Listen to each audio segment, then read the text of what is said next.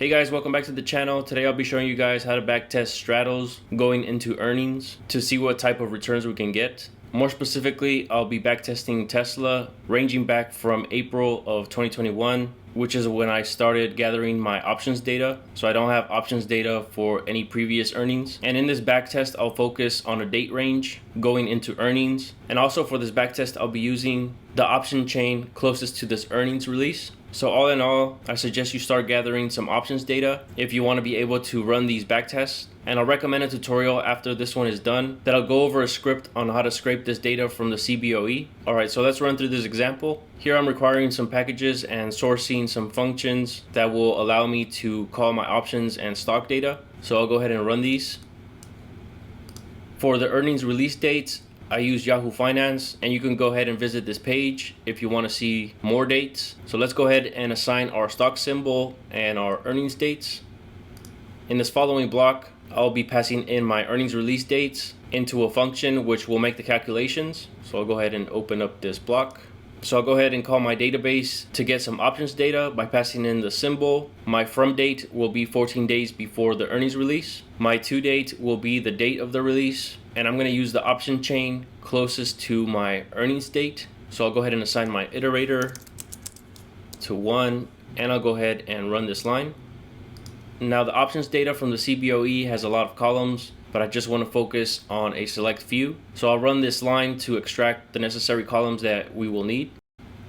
So let's take a look at our options data. So here I gathered the whole options chain with all the strikes that are available. Now I'm going to get the unique cases of date, which are the trading days. And for each day, I'm going to calculate the at the money straddle and extract the strikes and the pricing for those options. So let's go ahead and close this out. I'm going to extract the unique cases of trading days. And for each of the days, I'm going to make the calculations. So let's go ahead and assign our day to the first available date. Here I'll just make the line. So I'll assign DD to days 1. Go ahead and run this and then delete it. It'll loop through the trading days and make the calculations. So now I'm going to subset my options data to the first available trading day. I'm going to assign that into temp. Now I'm going to find the difference between the strike and the close price for that day and assign that in a new column called diff for difference. Now I'm going to split my calls and my puts. And to get the at the money straddle, I'm going to use which min on the difference to get the closest strike to the closing price. And for my calls, I'll extract the expiration, the strike, the stock close, the date, the days to expiration, and the mid price for the call. And here I'm just reassigning some column names as I'm going to merge the put data as well, and we can't have repeating column names. So I'll go ahead and run that. Modify my column names. For the puts, I use which min as well, but I'm only going to extract the strike, the mid price, and the difference, since all the other columns will be the same. Again, adjust my column names, and now we can C-bind our call and our put data.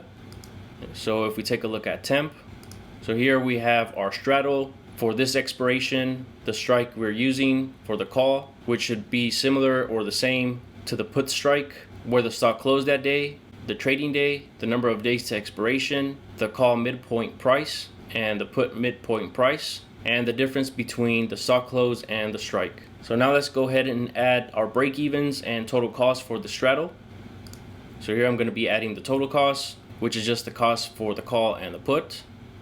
For my break-evens, I'm adding the total cost plus the strike for our call option, and I'm subtracting the total cost from our put strike to get the lower break-even. So let's run these two lines.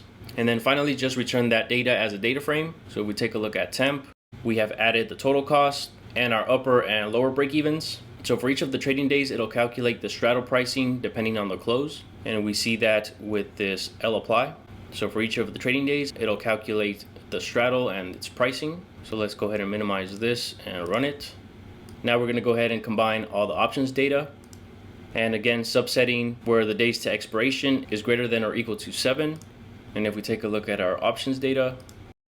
Alright, so here we see the pricing for the straddles each day, all for this expiration, along with the strikes, where the stock closed, the difference between the strike and the close, the trading day, the days to expiration, the quote for the calls and the puts, the total cost, and our upper and lower break-evens. Now that we have this table, I can go ahead and add where the stock closed at expiration and calculate our P&Ls. So let's go ahead and close these out.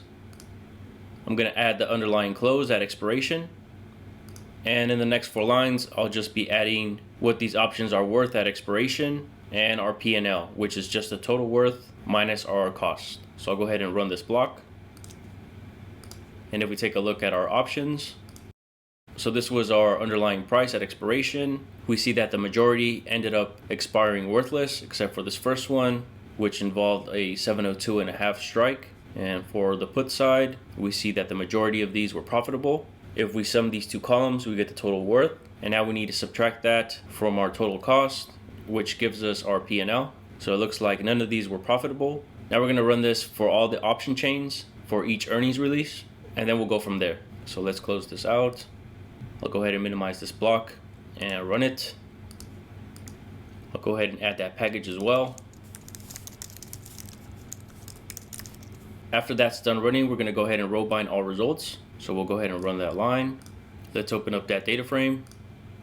So here you will see the results for each of the expiration dates, and the last column will be our P&Ls. Now that we have this hard data, we can go ahead and pass it into a function and calculate stats given the number of days left to expiration. So I'll go ahead and close this and extract the unique cases of days to expiration.